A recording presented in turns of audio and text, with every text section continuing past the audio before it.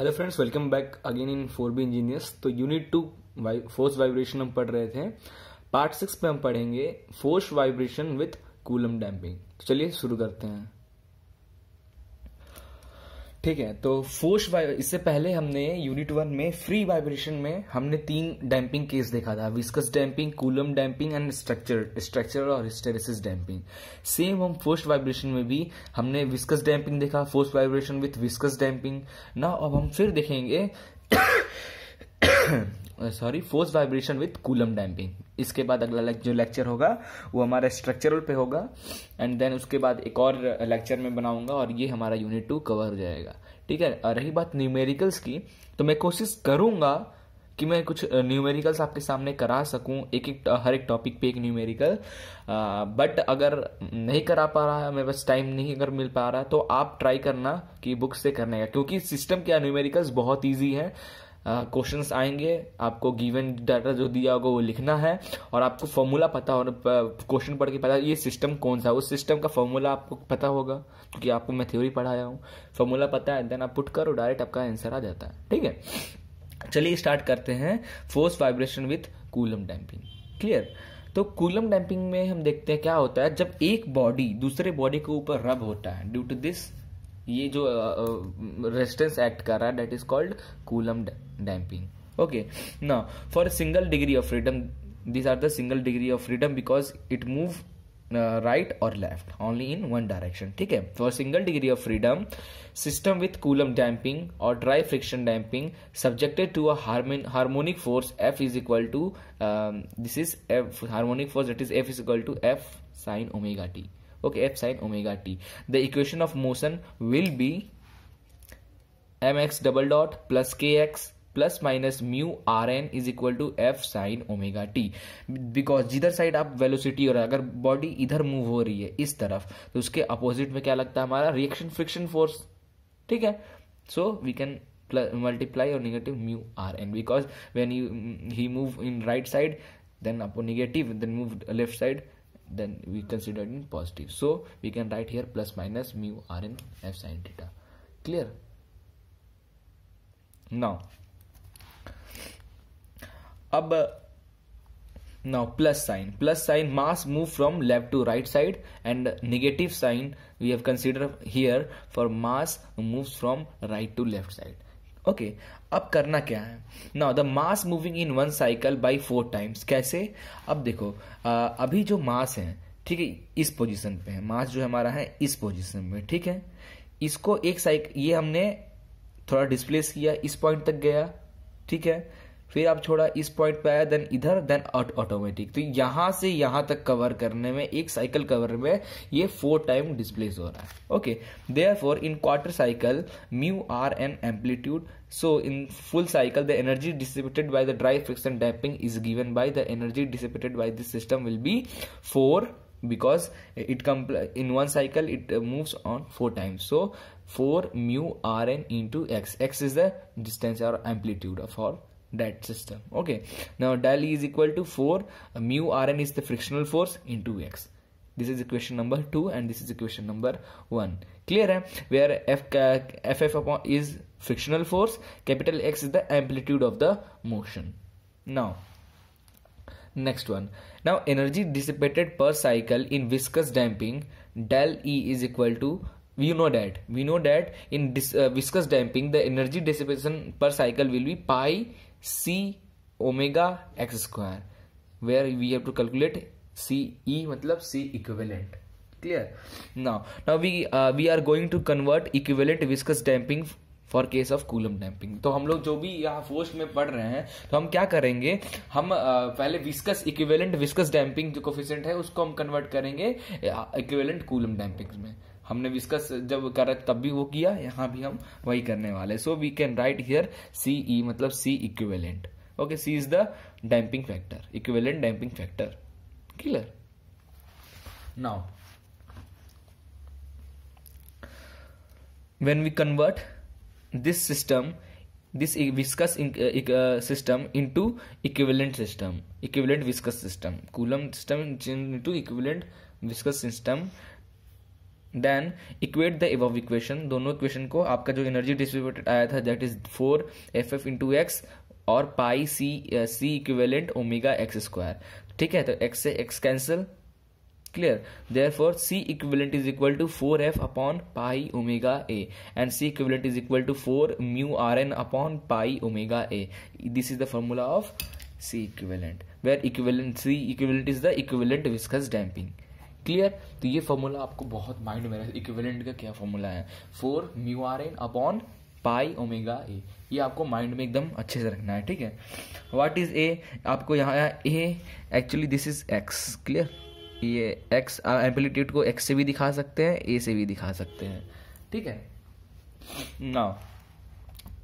Now we have to use all derivation value of viscous damping here. अब हम जब viscous damping का जब डेरिवेशन कर रहे थे उस टाइम पे हमने खूब सारे इक्वेशन बना के आए थे, वो सारे इक्वेशंस की अब हम यहाँ पे यूज करने वाले हैं। So the basic we want to know that for harmonic equation, the basic harmonic equation small x is equal to capital X sin omega 2 - 5, and for this we know that the amplitude x which is equal to f upon root k minus m omega square का whole square plus c equivalent omega upon होगा in terms of this c equivalent because we have to solve Coulomb damping, ठीक है। in that case x is equal to this, okay। now अब हम k को common ले लेंगे, ऊपर नीचे k को डिवाइड कर दिए तो f अपॉन k यहाँ भी डिवाइड हो जाएगा, तो ये k becomes to 1 minus m omega square upon k का whole square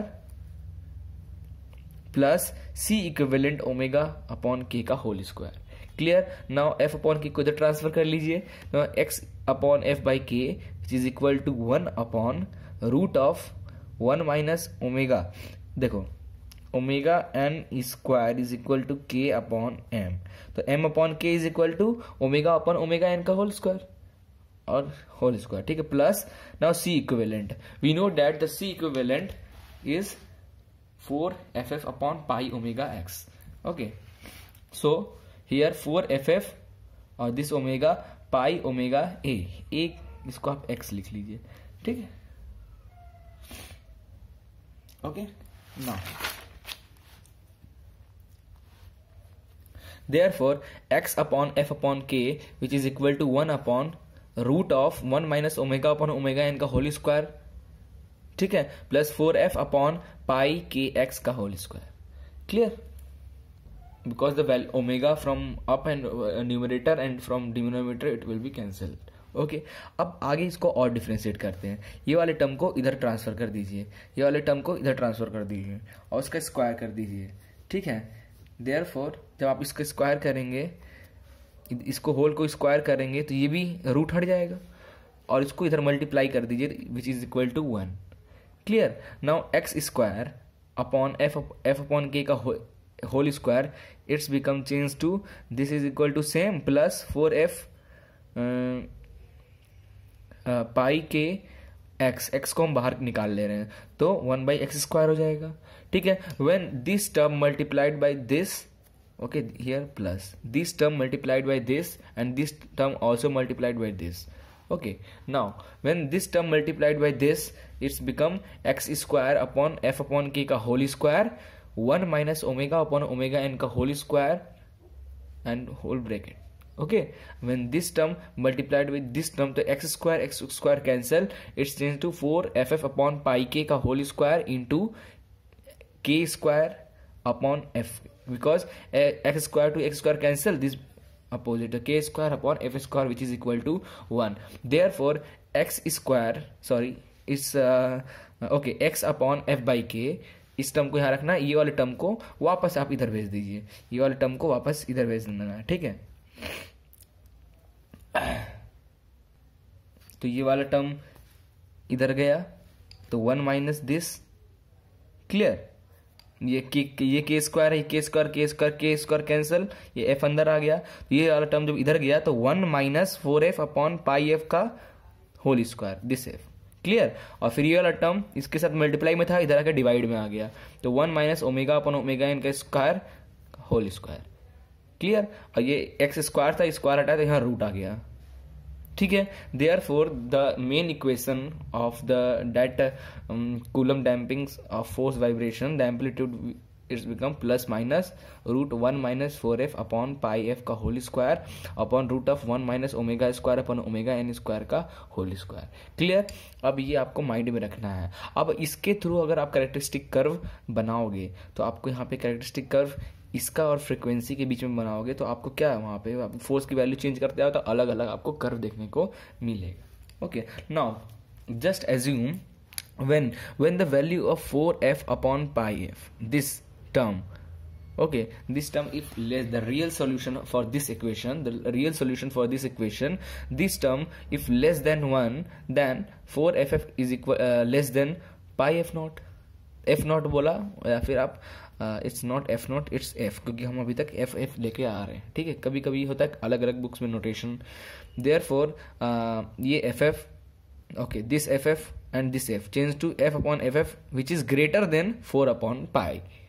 Now for real value of x, this above condition are be satisfy, means आपका जो ये वाला टर्म है f अपॉन f जो है वो ऑलवेज 4/पाई से ज़्यादा होना चाहिए. ठीक है.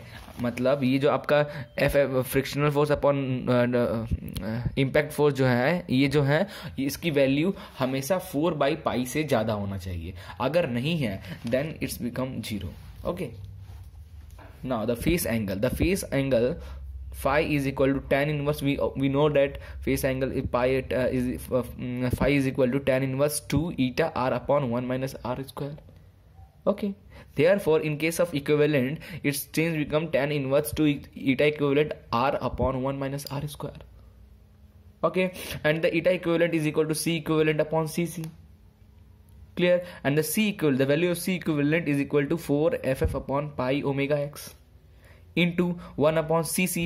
CC is equal to 2 m omega n. Clear. 2 से 2 cancel. तो 2 ff upon pi m omega n x. Okay. Therefore face angle phi is equal to tan inverse this term 4f upon pi ka upon 1 minus omega upon omega square. Clear. This is the main face angle for that. Clear. तो बहुत easy था. हमने किया क्या, बस हम main है coulomb damping के लिए हमने क्या किया. नॉर्मली हम जानते हैं कूलम डैम्पिंग में जो हमारा सिस्टम कुछ इस तरह रिएक्ट करता है और जब ये मूव होता है तो हम उसको एक पोजीशन पे मूव किए, वापस इक्विलिब्रियम पोजीशन पे आया, फिर it's move from some in this direction and then again it's come from this. तो it travel 4 times distance cover 4 times x. Okay. Therefore 4x mu rn. This is the energy dissipation for that system. And we also know that the energy dissipation per cycle in viscous damping del E is equal to pi C equivalent omega x square. Okay. Now for calculation of amplitude or equivalent value, we have to just assume that we have to convert equivalent viscous damping for case of Coulomb damping. Okay. Therefore we equate the above equation and we find the C equivalent viscous damping का formula हमें ये मिल गया. Okay. Now तो हमने इससे पहले viscous damping C equivalent मिल गया. तो विस्कस डैम्पिंग में हमने कुछ फॉर्मूलाज पढ़ा था. That is amplitude is become f upon root this value and at C equivalent फिर हमने क्या किया, k को कॉमन लिया, ये आया. ठीक है. नाउ एट C इक्विवेलेंट की जगह पे C इक्विवेलेंट जो वैल्यू है हमने पुट की और इस क्वेश्चन को हम सॉल्व करते गए तो लास्ट में हमें जो x upon f by k का जो मेन आंसर आया this is. And from that after we have to calculate face angle in viscous damping. We know that phi is equal to tan inverse 2 ipsal r upon 1 minus r square in viscous, but here we have to calculate as a equivalent viscous damping, so we have to write eta equivalent and the value of eta equivalent is equal to this. Clear. Then now the energy, अब it's time to calculate energy. So the energy directed into the system over cycle when it is excited harmoniously at resonance. Okay. Now after that we have to calculate the direct or dissipated energy. We know that the energy dissipated from the system will del E is equal to 4 mu RNA at the back. ठीक है, अभी just हमने calculate किया था जो energy हमारे body में dissipate हो रहा है, ठीक है, that is del e is equal to 4 mu are n a. Okay, now we also know that the energy directed into the system, energy act into the system, directed act into the system in one cycle, it's del E1 dash is equal to F sin omega t dx. Okay, now dx तो dt से multiply और dt से divide किया. Clear? Now dx upon dt, we know that in a harmonic case x is equal to a sin omega t minus phi. Therefore, when we have to differentiate this term, the value change become omega a sin omega t minus phi change to cos omega t minus phi. Now put this value in at that position. Therefore, f this t 0 से t means for one cycle the value of t is equal to 2 pi upon omega. So f sin omega t into omega a cos omega t minus phi dt. इसकी जगह पे हमने ये put किया. ठीक है, now at resonance condition it means phi is equal to 90. Okay, at phi is equal to 90 del E1 dash is equal to f a omega, common तो बाहर निकाल लिया, 0 2 पाई म्यू. ठीक है, because at phi is equal to 90 it's change from sine omega t and it's also changed from sin omega t. So sin omega t sin square omega t dt. Therefore del E1 is equal to pi f a. When you have to integrate this term, you get the value this. Okay, now and we know that the energy dissipated from the system will be this. And now compare this and this. You know that for compare this to this, the value of pi f a is always greater than the dissipated energy. This. Okay, so there's more energy is directed into the system per cycle than it is dissipated per cycle. This extra energy builds up the amplitude of vibration. Clear? इसको मतलब ऐसे समझे इसको कि आप किसी system में 5 unit का एनर्जी दे रहे हो और आउटपुट आपको मिल रहा है 3 यूनिट, तो बाकी का 2 यूनिट गया कहाँ? वो कहाँ गया? वो वाइब्रेशन का एम्पलीट्यूड बढ़ाने में चाहिए, वो एनर्जी ट्रांसफर हो गया एम्पलीट्यूड बनाने में, वाइब्रेशन के एम्पलीट्यूड को बनाने में, तो एम्पलीट्यूड उसका और मैक्स हो चला गया, वो एनर्जी उधर डिसिपेट हो गया. Okay, now for non-resonant condition, when omega upon omega n is not equal to 1, then the energy input del E1 is equal to same equation omega F A 0 से 2 pi upon omega sine omega T cos omega T minus phi इतना. When omega upon at non resonant condition this equation change become del E1 is equal to pi F A sine phi. Okay, now due to presence of sin phi, the input energy curve is made to coincide with dissipated energy curve. This is now this curve will be energy input. Okay, this curve will be energy input and this will be energy dissipated, where A is the amplitude of the system. Clear? तो बस इतना ही था हमारा ये topic. अब इसके अगले topic में हम हिस्टेरिसिस डैम्पिंग से रिलेट करेंगे फोर्स को, एंड उसके बाद एक लेक्चर और होगा, एंड देन हमारा ये यूनिट खत्म. क्लियर? Thank you.